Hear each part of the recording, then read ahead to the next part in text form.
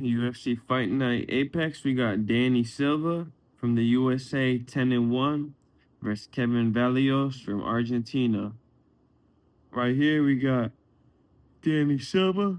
I think Kevin Vallejos is 15-1. It was only loss being from Gene Silva. Danny Silva is the B-side in this fight. He's 28. He's 5'11 with a 70-inch reach. He's the underdog, but he's a very live underdog as he is 2-0 in the UFC. Although we're both split decision wins, that's kind of funky, but he still ended up with the win, you feel me? So 2 split decision wins. That's why he is the underdog, but he did win. So 2 split decision wins. And then in the G League, the Contender Series, he had a win and decision win. So he's the underdog, but he can fight Scrappy. He seems like a scrappy fighter who picks up them wins, knows how to win the UFC. Even though they split decision, he ended up with the win. So what can I say? 2-0 in the UFC. Now on the other hand, we got the A side, Kevin Vallejos. He 23. He a young buck. You feel me? A young buck. He's shorter, 5'7", and he has a disadvantage in reach and in height, but he got the power. He's 1-0 in the UFC with a first-round knockout over Sung Woo Choi. That's impressive, but Sung Woo Choi has also been knocked out by the entire roster of the UFC, it seems like. So it's like impressive, but at the same time, it's like whatever. Like Sung Woo Choi gets knocked out by everyone. So, but he did knock out Cam Teagan, who is 9-1. Cam Teague is 9-1. He only fought once in the Contender Series and got knocked out by Kevin Vallejos.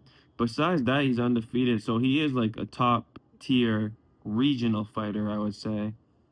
I wouldn't say he knocked out a bum because he's 9-0, but he is still a bum, but a good regional fighter. But it's not He's not Cam Teague is not no UFC level fighter. So he did go the distance with Gene Silva. He's 1-1 in the G League, but when you lose to Gene Silva, that's like a top tier UFC fighter.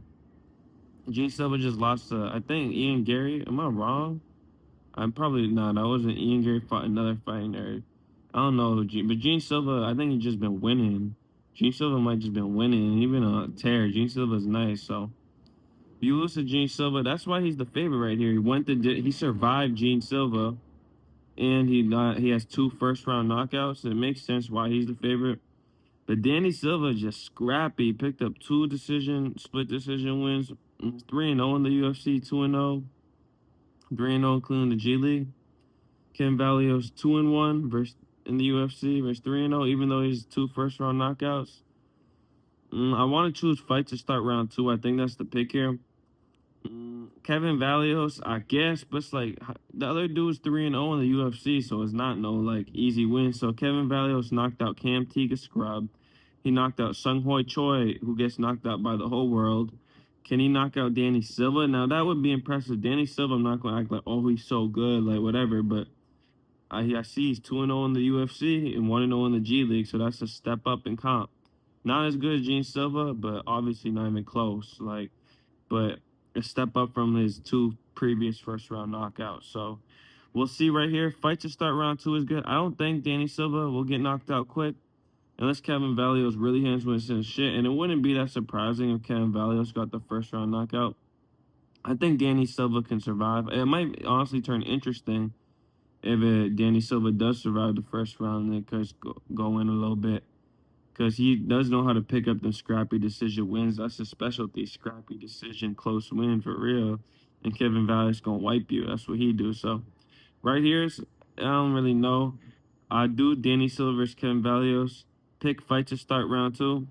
But it is hot because you got to put a yellow flag on that. Kevin Vallejos could wipe him right away because that's what he's been done. But I think Danny Silva, he's been 3-0 in the UFC, 2-0, 1-0 in the G League. So I think he can do enough to survive the first round. He should be able to. Unless Kevin Vallejos is some shit I don't really know about. But fight to start round 2 is the pick, but proceed with caution.